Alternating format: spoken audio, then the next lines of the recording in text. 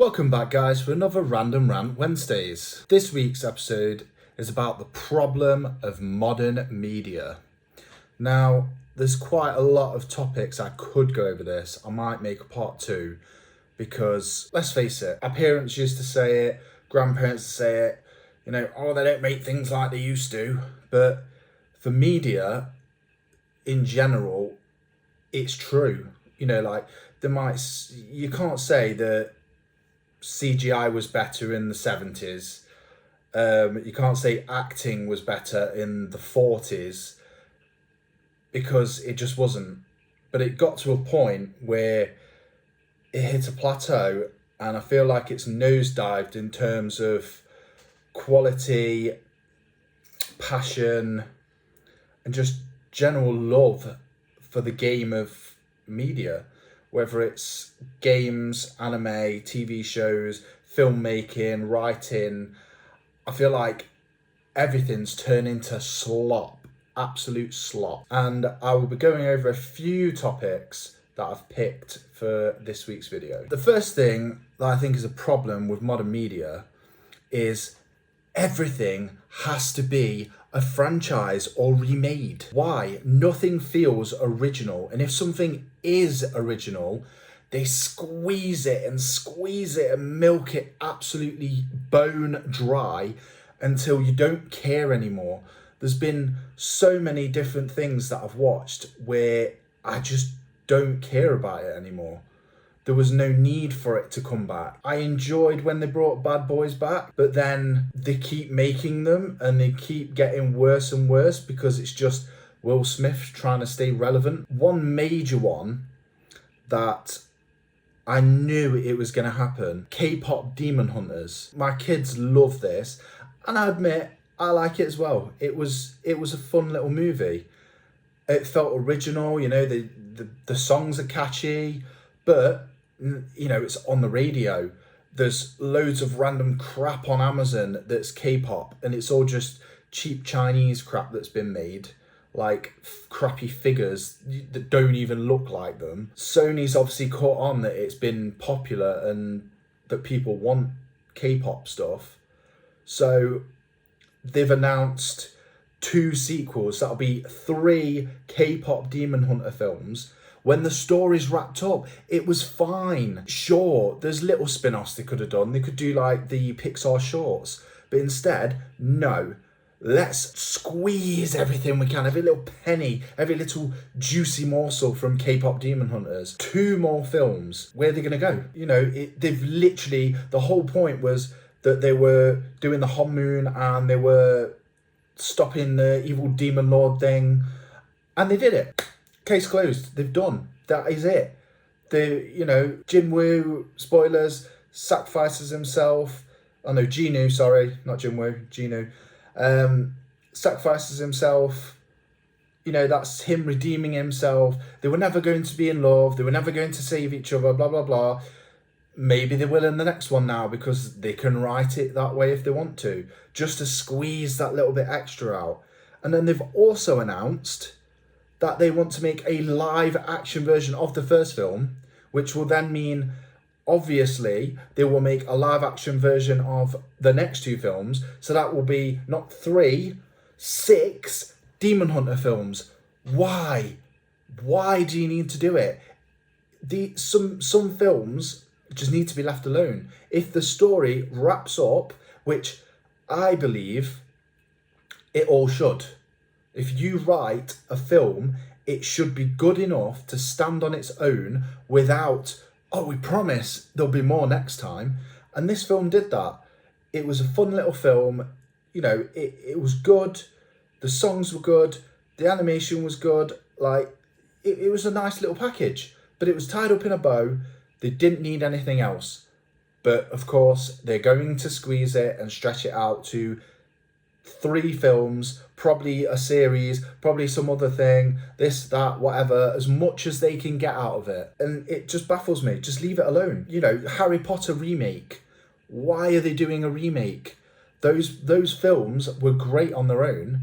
Why do they need to remake it again? What was it, like the 2000s? The last one came out in... I can't even remember. Should have got some dates ready, but, you know, it's not like it was 30, 40 years ago. Like, this, you know, Daniel Radcliffe's alive.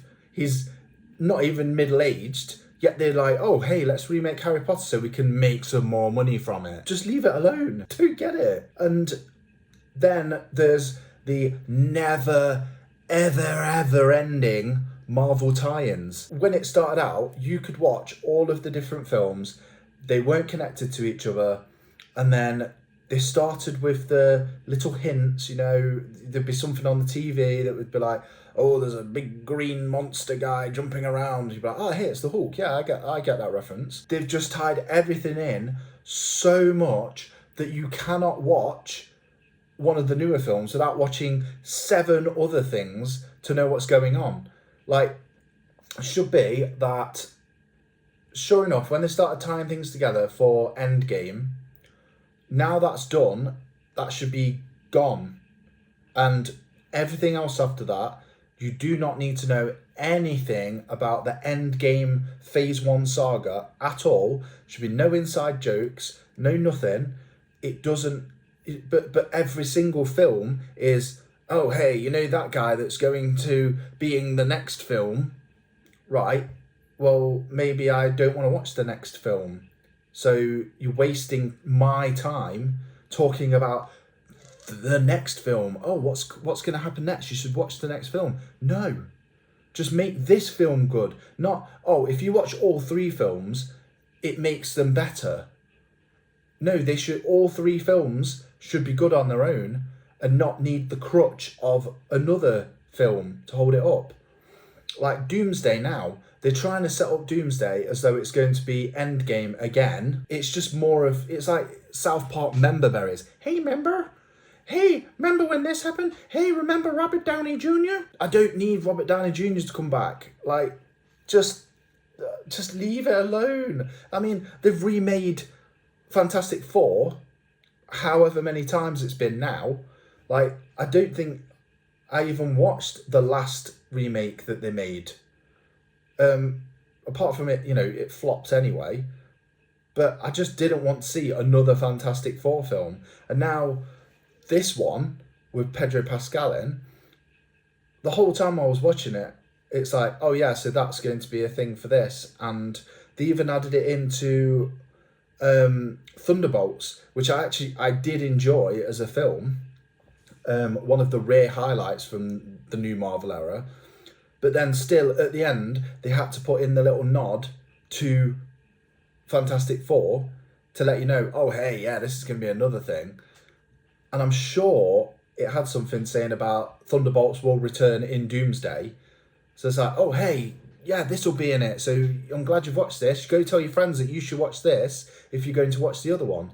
No, just make all the films work on their own in a narrative sense without shoehorning in the next product. I'll move on to the next topic. So the next topic might be a bit, cagey to talk about, but rage baiting gender race swaps. I just don't understand why they feel the need to push the things in. Like, if there's established characters that everyone in a fan base knows looks a certain way or whatever, like, I don't see why it needs to be done. Like, there's great characters that are people of colour or women or men or whatever you want to be. There is characters out there. You can just write for the character. I have this thing where if there's a scene in a film that you could literally cut out and it would not affect any of the rest of the film, it would still be as good, then what's the scene there for? So in that case, if it doesn't matter, if the character, that's most people's argument is, does it matter what colour they are or what race they are or what gender they are? No. But then also, why does it matter that much that you need to change it? Because it shouldn't matter. If, like, one of the main ones that really got me as a Witcher fan was Triss. She is literally a ginger, pale-skinned woman, and they randomly race changed her to the point where, you know, this is meant to be a character. They only had her, they didn't really put her in the show properly, which I suppose I'm glad about. But the fact that I didn't even know who the character was, because that is their iconic look. You know, if they're a shapeshifter that changes skin colour to green or blue or red or whatever, then sure, it don't matter, because they can look how they want. Triss is known for that. You would instantly, if you're trying to put this character in to, you know, give a nod to fans, why would you make them look so unrecognisable that even a massive fan did not know who it was? Like, the hair's not even that ginger. It was like, oh, she's got dark. I mean, the way they shot The Witcher, it's so dark anyway. It was hard to even tell what colour people's hair was. But why did they need to, like, change her? They could have just, if they'd have brought it in, you could literally have done a scene where Triss walks past Geralt and he, you know, like, oh, watches her go past. And you see this pale, ginger-haired woman go past, and you would instantly go, oh my God, it's Triss, it's Triss, it's Triss. As a Witcher fan, that would have been great. Instead of what we got was just randomly, like, it's like they just casted whoever walked into the room. Oh, hey, who's next for the role of Triss? Yeah, sure, you'll do. Like, they just picked anyone. And I don't get it. If it's part of the character's identity and how they are recognised in the fan base, don't change it.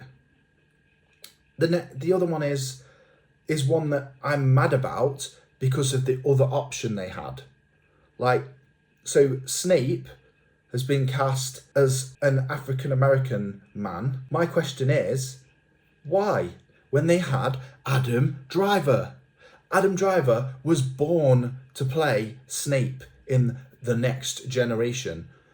Maybe I'll have to wait for the next reboot of Harry Potter when he's a bit older, and then he'll just basically look the same as Snape did anyway. They had Adam Driver.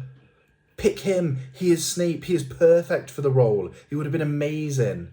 Instead, they randomly race swapped him, and I just don't understand. Gladly make a new character, put the actor in, and he'll do an amazing job because it won't matter. But that's the whole point, where the character is recognisable as he is. If someone who's a fan of Harry Potter, Witcher, whatever, if you can show a scene to it with a character who looks completely different, if they made Snape blue with orange hair, you showed someone, they'd be like, who's that supposed to be? If someone's got an iconic look and you completely change it to the point where no one can recognise who it is without specifically saying that is Snape, that is Triss, then you've done something wrong. You've messed up somehow. Sure, it doesn't matter what someone is ethnically or gender-wise. They could be a great actor, actress, whatever you want to call yourself. They could be amazing. But I'm not going, like, let's say I'm the best actor in the entire world. I could not play a 5 foot, super skinny woman with really long hair because I'm bald, have a beard, and weigh 200 pounds, and I'm 6 foot. Doesn't matter how good you are as an actor, it's going to just look weird. And it's just not going to be as good as if they did it that way. It's not so much the whole gender race thing that I care about. It's just that I feel that they're doing it on purpose. As I said, rage baiting, which I suppose it's worked because I'm raging about it now. But why? Surely you want to make money and you want to make the fans happy, and just, who are they making the films for? If they're not making Harry Potter, Witcher or whatever for the fans, who are you making it for? It's costing so much money for what? You could literally give me the 200 million you're going to spend on the Harry Potter remake, and I will not make Harry Potter. I will go and live a wonderful, amazing life. But instead you're spending it on something that you don't really care about. Not even for the fans who do care about it. I don't get it. Anyway, next topic. This next one, I feel like both of these last two topics are quite, rage inciting, and I hope it doesn't offend anyone, because that's not what I'm trying to do. I'm just trying to talk about the topics. But gender politics in media. If the show is, or film, whatever, if it's about someone coming to terms with their gender, or who they are as a woman or a man or whatever, then obviously put that in there, put the gender politics, make it about that, because that's what the story's about.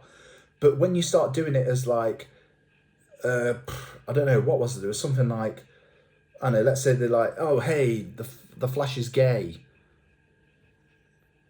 What's that got to do with him saving the world and being a guy who has powers to run super fast? What has that got to do with anything? Like, it just seems to be shoehorned into things. And I feel, like, tick a box of, yes, we have a gay character in here, we have a trans actor in here, we have a woman. Like, I don't understand why it's forced into a story, because there is stuff I've watched where a character is gay, trans, whatever, and they're a great character. And I look past that, which is I feel like the whole point of acceptance is to look past what someone is and like them as a person, and not care about what they are, who they are. You should just like the person. The same with characters. You should just like the character because they are well written. But the problem is, they have a stereotype of gay, trans, women, whatever. They have this whole thing of, oh, the woman cannot show weakness. They cannot lose to a man. Like, all of this stuff. And it would be the same with masculinity. Like, oh, they cannot lose to a woman. Oh, the man better not show any feelings or whatever. It seems to be shoehorned in. But the stereotype is like their whole personality in the entire show. All they ever mention is that they're gay, trans, or a woman. Why? They have so much people. These types of people, every person has more to them than who they identify as. Like, I'm not just a man. I am a person who has thoughts, feelings, expressions, massive rants that they put on YouTube. I'm not just a man. I'm not just straight. I'm not just this, that, whatever.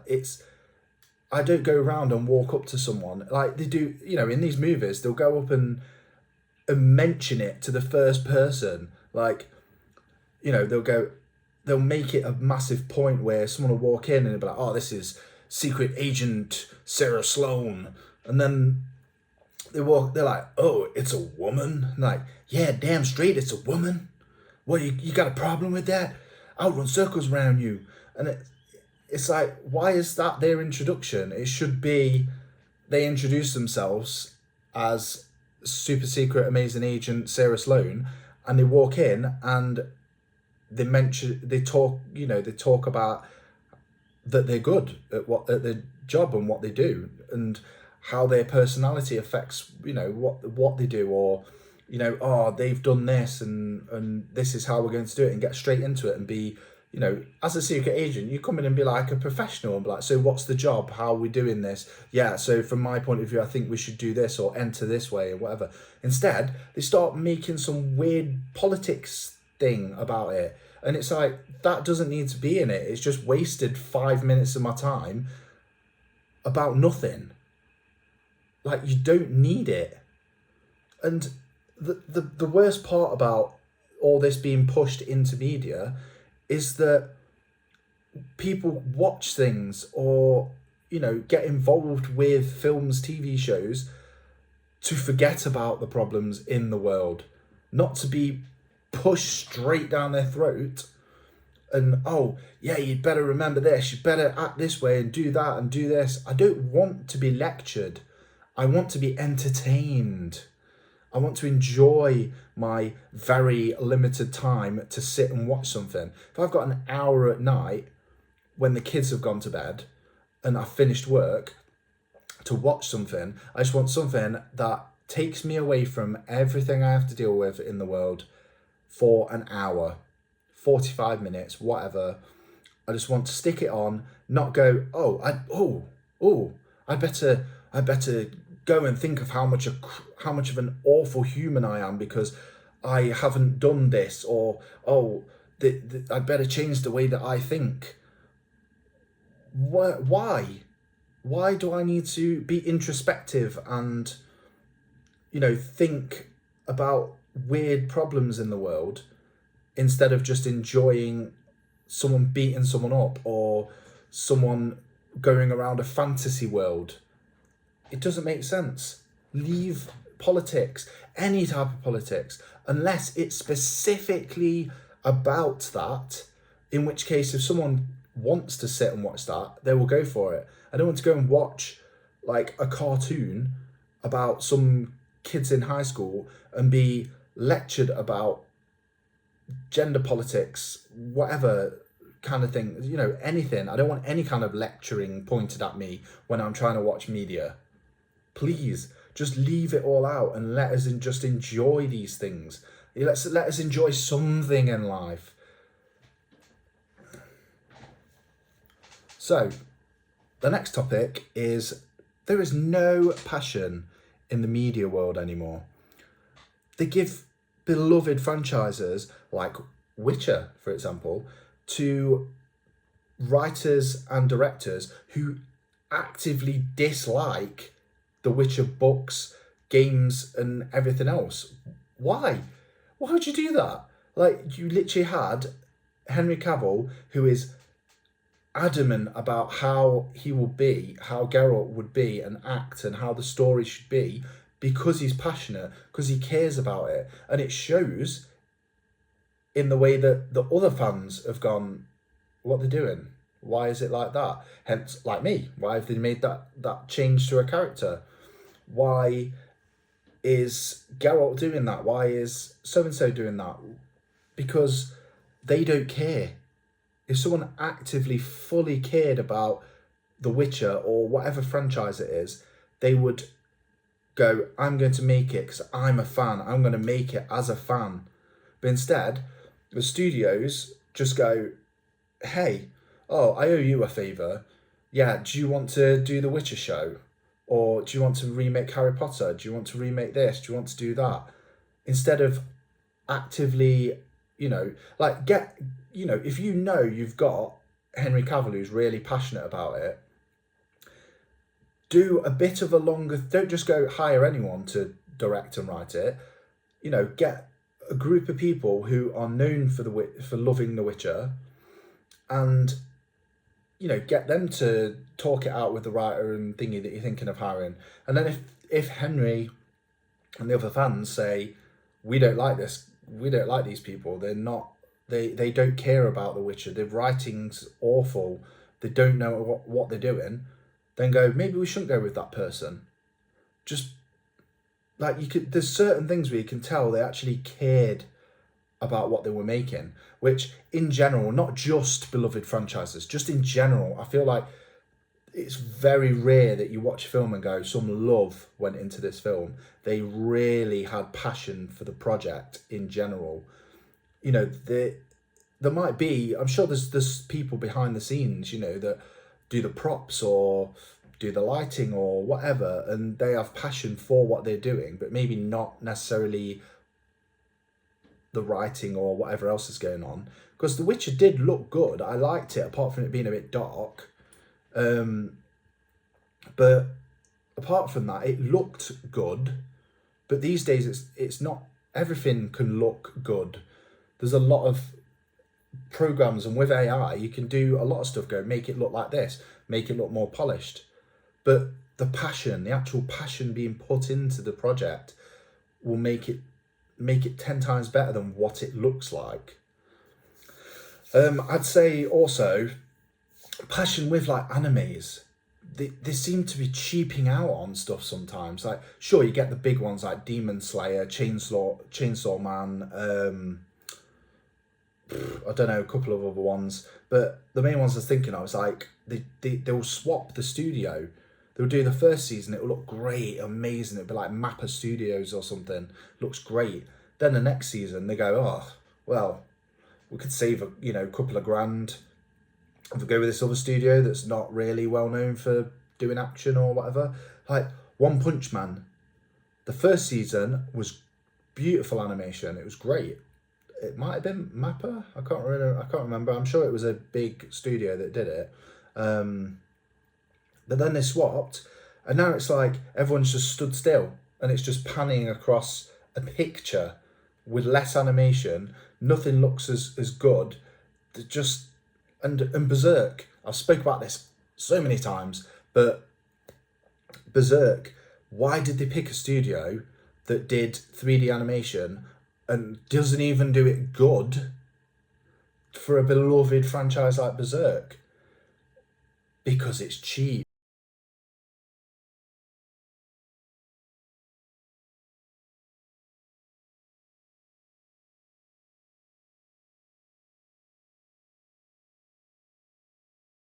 And that wraps up this week's Random Rant Wednesdays. Tell me what you think about the state of modern media. Do you enjoy it? Do you like the politics being involved? These are all my opinions. I'd love to hear your opinions, whether you agree with me or not. Don't forget to like and subscribe. Comment below what you think. Peace.